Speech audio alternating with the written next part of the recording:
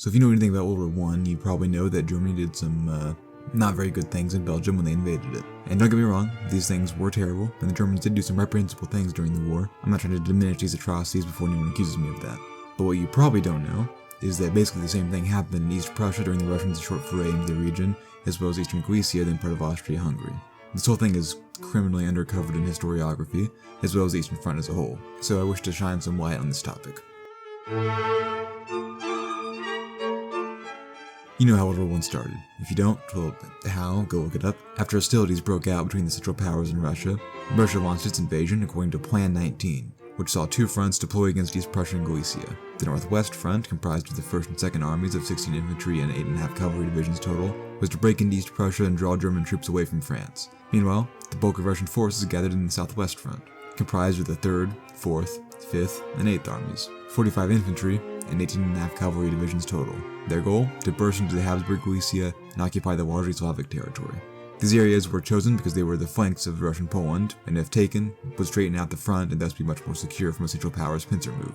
The plan was not bad, and was if anything intended to be just a preliminary setup for a greater offensive into the German heartland later. And the Russians were also warmly surprised when neither the German nor Austrian armies sent much to the east. The Germans' Schlieffen plan envisioned taking out France early before the Russians could mobilize, and for the Austrians, Hotzendorf, my beloved, well-regarded fellow, and his infinite wisdom, sent the vast majority of the Habsburg armies to Serbia, because he was way too focused on destroying the Balkan rabble-rouser, which, based. But you'd think the massive Russian army massing on your border would probably be a better place to send the bulk of your forces. It also doesn't help that the invasion of Serbia, you've heard of Murphy's Law, right? Yeah. I plan to make an entire series dedicated to the Serbian campaign and subsequent occupation, so subscribe if you want to see that. Anyways, the Russians had basically everything lined up perfectly for them. So, in mid-August, the Russians began pouring troops over the border into East Prussia, and a few days later into Galicia. In East Prussia, the Russians made considerable progress, but the Russian Second Army, led by Alexander Samsonov, was nearly entirely annihilated at the Battle of Tannenberg, and also resulted in Samsonov's death, albeit not at the hands of the enemy. The invasion was repelled shortly thereafter, backed up by Western reinforcements, but things did not go so smoothly in Galicia. Although the Austrians attempted some attacks, some of which were actually somewhat successful, the Russians could overwhelm and outperform the Habsburg armies easily and overran the eastern half of the groundland, including its capital Lviv, and began sieging down the fortress city of Przemysl. The Austrians did manage to save Krakow from falling, and effectively halted the Russian advance by this point, but it was still a devastating loss for the Habsburg Empire. Meanwhile, in St. Petersburg, around this point renamed Petrograd to shed the very German name of the city, some were actively calling for Russia to annex parts of eastern Prussia and Galicia into the empire officially, despite the fact that the war was not over yet and far from decided. Also, I just want to take a second to point out that the Germans made a commemorative medal for the East Prussia campaign that depicts a nude Hindenburg attacking a bear with a sword. Real freaky hours. The invasion of East Prussia brought a wave of refugees flooding west, bringing stories of Russian atrocities with them. Even before the main offensive, Russian troops were burning farmsteads and hamlets along the border, as well as shooting at civilians near the border. Then, when the attack began in force, things only got worse. While the actual cities in East Prussia, all two of them, were generally unscathed, 3/5 of the small towns and a quarter of the villages were looted, scarred, or razed. Over 100,000 buildings were destroyed or damaged by the advancing and occupying Russians, and civilian casualties were immense as well. During the brief 4 weeks in the region, some 1,500 civilians were killed at Russian hands for various reasons ranging from fears of resistance, plundering incidents, or even officially sanctioned reprisals. Another 13,000 East Prussian civilians, including women and children, were deported to the Russian interior, where many were simply ignored by the government or forced into hard labor. About a third of the 13,000 deportees died in the horrible conditions of these internment camps, typically along the Volga and near the Ural Mountains. Furthermore, the Russians based their treatment of these Prussian civilians on what basically amounts to ethnic profiling. The Russians commissioned ethnographic maps of East Prussia to determine which peoples of the region would be considered hostile based solely on their ethnicity, and determined that the 4/5 German population would no doubt be hostile, and the generally loyal Polish and Lithuanian populations could probably also not be trusted.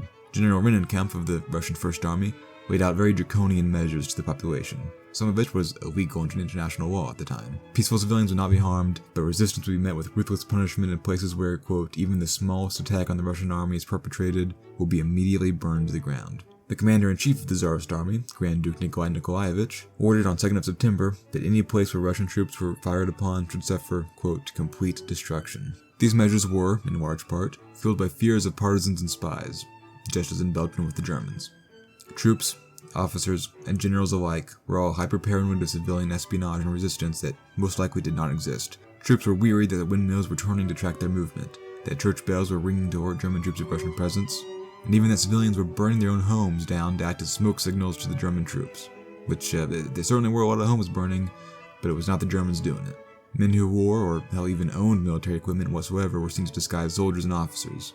After you scratch that, owning anything that could possibly be viewed as helping the Germans made you a target to the Russians. Farmers wearing breeches and gaiters were presumed to be disguised officers. Telescopes, whistles, and notebooks would bring attention to you. And there's even one example of someone with a school atlas being treated with suspicion. Cyclists were at most risk of anyone, because Russia was so poor that owning a bicycle was reserved only for the upper classes, and therefore, anyone with a bicycle was actually secretly a Prussian officer. Of course, individuals suspected of espionage or disguising themselves were not the only victim of Russian attacks on civilians. Entire towns and villages were subject to razing and other reprisals. The small town of Neidenburg, for example, was shut on the 22nd of August after false reports that its inhabitants had shot at Cossack reconnaissance. In Santopin on the 28th of August, 21 people were killed, including 2 women and a Catholic priest, for the crime of ringing a church bell to signal the death of a man shot by Russians the day prior.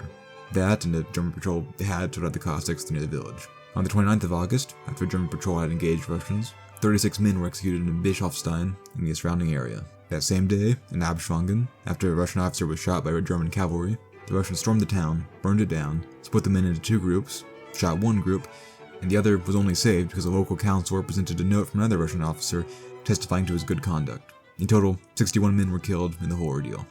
While these massacres were condoned by the Russian commanders, they were at the very least very harsh on sexual violence. Such cases were thoroughly investigated and perpetrators were punished severely. Still, East Prussian authorities later reported 338 cases of sexual violence, though this was likely an underreport for a number of reasons. Modern estimates claim that nearly 1,000 cases may have taken place. Beyond the 13,000 East Prussians deported to Inner Russia, other deportations and impressment occurred in and around the region. Chief of the General Staff, Nikolai Yanushkevich, ordered that front areas should be, quote, emptied of all enemy subjects to maintain operational security, which eventually spread to the deportation of hundreds of thousands of ethnic Germans in Russia's western territories inwards that winter. In a way, the harsh measures undertaken by the Russian military authorities backfired on them in Germany's home front. The German government had already portrayed the war as a defensive one, which the Russian invasion reinforced, and with the government taking advantage of the very true atrocities and publicizing them as much as possible, it instilled a fear of what defeat would look like, massively invigorating the war effort.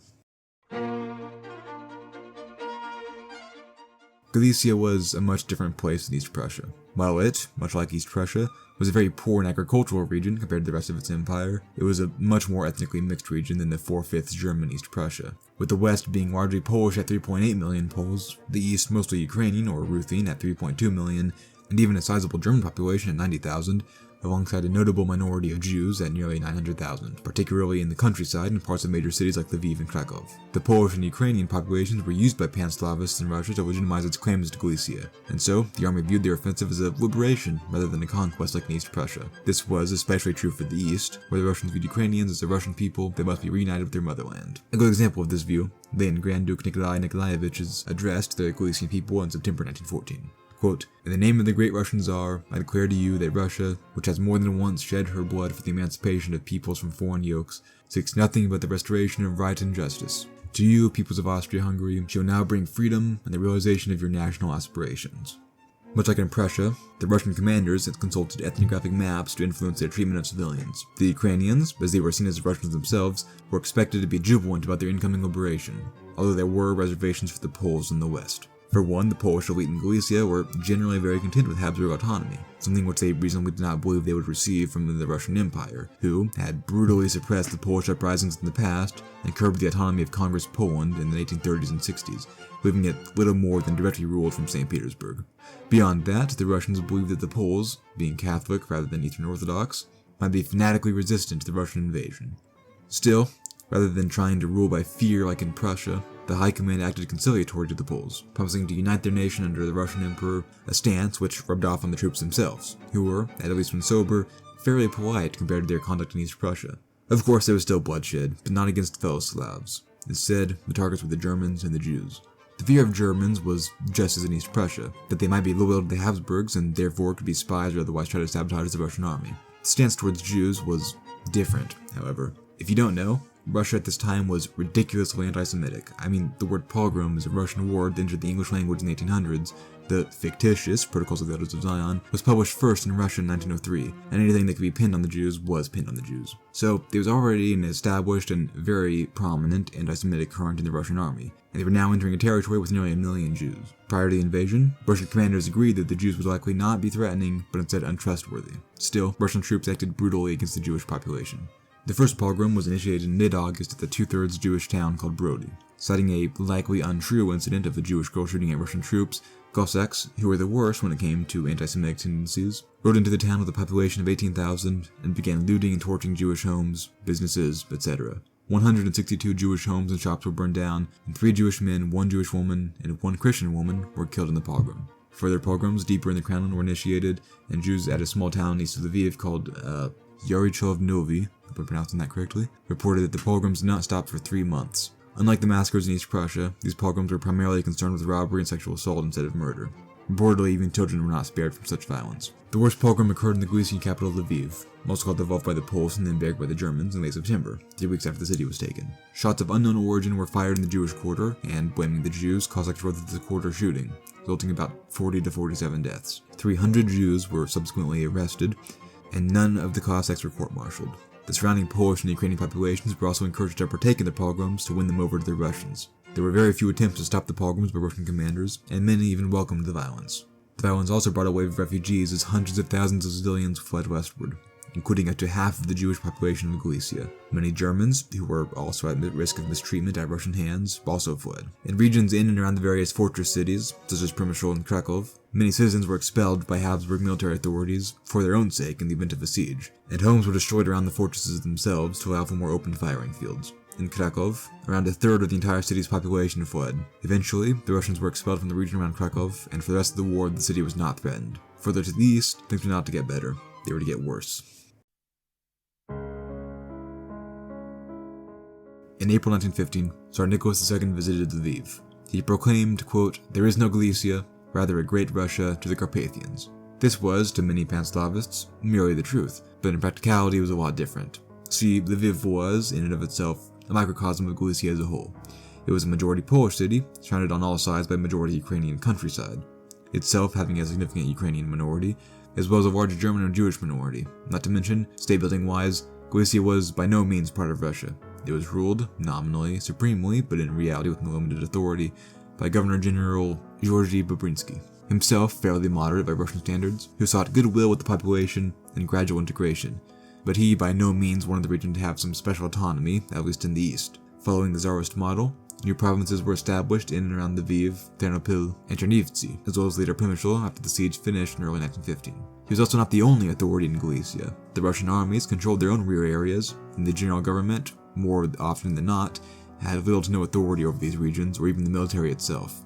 So, while the Governor General may have wanted to treat the citizens of Galicia at least somewhat fairly, the military had decidedly different goals. Martial law was seen as an opportunity by the Stavka, an opportunity to partake in radical change before civilian control was reestablished, an opportunity to partake in Russification. When Lviv fell in early September, any Habsburg symbols were destroyed, and the city's multiculturalism was curbed. The city hall's clock was set to Petrograd time, the Julian calendar was introduced, Cyrillic signs were installed in place of the Latin alphabet, used by the Polish-speaking majority, streets were renamed to Russian names instead of Polish names, Russian festivals were imposed, etc., etc. Still, some concessions were made. The mostly Polish municipal council was allowed to continue operating, and in accordance with international law, so near and dear to the Russian commanders' hearts, the Austrian civil administration, such as courts and police, were allowed to operate, which also meant Austrian law was still used. State offices could still use Polish, but only temporarily. All this was just in Lviv, a majority Polish city. In the Ukrainian regions, the Russians were a bit more heavy-handed. Petrograd outright denied the existence of a Ukrainian identity, so, as soon as they entered Galicia, they immediately arrested Ukrainian nationalist leaders. Then, they set to work instilling a Russian identity in the region. The Ukrainian language, already banned in Russia, was now banned here. Ukrainian bookshops were closed, even Polish press was banned from using the word Ruthine instead of using Russian. Schools were also immediately closed after the invasion began, and although some Polish schools were reopened by the end of 1914, Ukrainian schools were permanently closed. The goal was to teach new generations of Ukrainians in Russian that they were Russian, so on and so forth. Aside from just the Ukrainian language, the Russians also attacked the Uniate Church, which I'm not exactly an expert on this kind of thing, but to my understanding, it was one of several Catholic churches in the East that were formerly part of the Orthodox Church, but had schisms that resulted in realignment with Rome.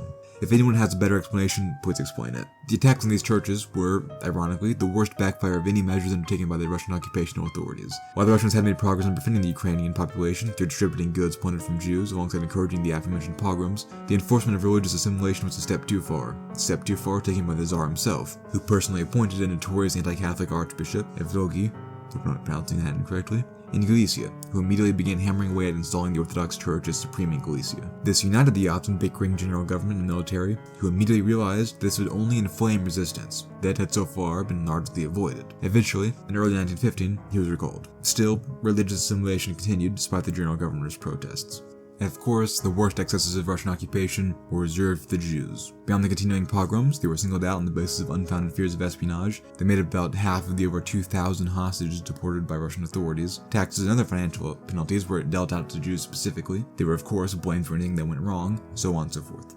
The military was not the only driving force behind this, and civilian officials appointed in occupied Galicia were generally even worse. For example, city governor of Lviv, Yevstafy Nikolaevich Skalon, was extremely corrupt, openly taking bribes, and further extorted money from Jews through threats and offering protection. And of course, anti-Semitism was not just a Russian thing, as many Habsburg police and justice officials collaborated with the Russian authorities in these endeavors. In February 1915, Tsar Nicholas II signed the liquidation law, which allowed for the property owned by Austrian and German Jews within 160 kilometers of the front to be expropriated. Then that same month, restrictions on movement were placed in Galicia between districts, which while mostly implemented for security reasons, was in part also intended to cut off Jewish traders from their markets. This ironically led to the armies not being able to get supplies as easily as they could have before, which in and of itself created a loop of reasoning when the commanders of the Russian army blamed this difficulty on Jewish sabotage.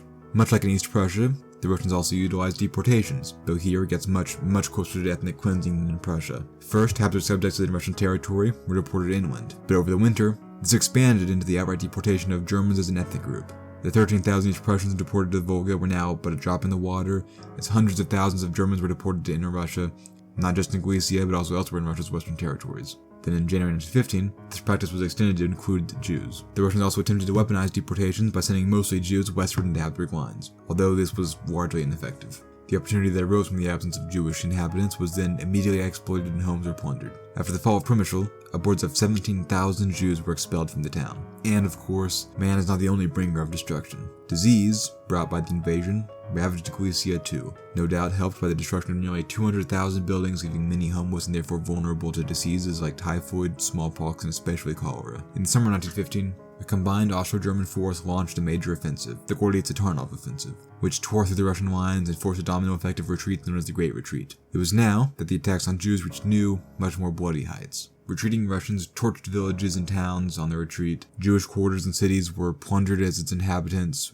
were beaten and murdered. And of course, there were many sexual assaults. Deportations ramped up now especially. Initially, only men aged 18 to 50 were arrested by the military, but soon this expanded to be the deportation of the entire population from the front zone, although Jews were excluded, sort of. Instead of being deported to Russia, the Jews were forced towards the Austro-German advance to slow them down with refugees. Neither measure worked particularly effectively. The former because many Galicians either fled the Russians before they could be deported, or they bribed the soldiers to overlook them. Yet, the liberation of Galicia was short-lived. Konrad von Hotzendorf, who had at the outbreak of the war suppressed any national expressions in the military that was not Austrian or Hungarian, thus embittering the minorities of the army, was still convinced that the minorities were actively working on undermining the Habsburg Empire. This time, he directed his suspicions at the Poles. The ethnically Polish Statthalter was replaced by a general, removing the control of the Poles over Galicia and installing a harsh and repressive military regime. The argument for this curtailment of Polish autonomy was that, in peacetime, the Poles had suppressed the Ukrainians and thus driven them into Russophilic camps. While this was somewhat true, the measures taken served only to alienate both the Poles and the Ukrainians, which combined with more missteps later in the war, led to this region in particular imploding into a horrifying nationalist bloodbath when the rest of the Habsburg Empire collapsed. The impact of the invasion of Galicia was as wide as, if not more wide than, the invasion of East Prussia and Germany. But here the effects were entirely negative. In Galicia itself, Habsburg authority was totally undermined first by the embarrassing defeat, and then again when a harsh military regime was installed. But beyond that, the rest of the empire felt the effects. Galicia was the breadbasket of the empire, and agriculture was disrupted greatly, even after the Russians retreated. 40% of horses and cows and 70% of pigs had died during the invasion. Furthermore, the refugee crisis totally broke any empire-wide unity that may have existed. Over 1 million people fled from Galicia, and the peoples of the West treated them not as brotherly peoples pushed from their homes, but as unwelcome foreigners. The Hungarian government did not even accept refugees and rejected them towards Austria. These refugees could also not be housed properly, and the large number of Jewish refugees inflamed anti-Semitism. As I said in the beginning of the video, the Eastern Front is a massively undertaught aspect of the Great War that really needs more light shown on it. Despite not reaching the same terrible heights as the War of Extermination waged a mere 20 years later, this Eastern Front was still incredibly brutal for the civilian population and, especially in Galicia, very ethnically motivated. Brutal occupation was not limited to the Russians, however. The Germans and Austrians also had their fair share of atrocities and harsh treatment of civilians, especially exemplified in the Germans' Ober-Ost in the Baltics. If you want to read more about these occupations, as well as the Austro-German warfare as a whole, I would highly recommend the main source I used for this video, Alexander Watson's Ring of Steel. It is a wonderfully detailed and very long book, being 566 pages, plus another 200 or so pages of notes and sources. The next video will be the Wang Jingwei video. And if you missed my community post, I plan on also doing more with a community tab and shorts, which should be fun. Hope you all have a wonderful day or night. See you all soon.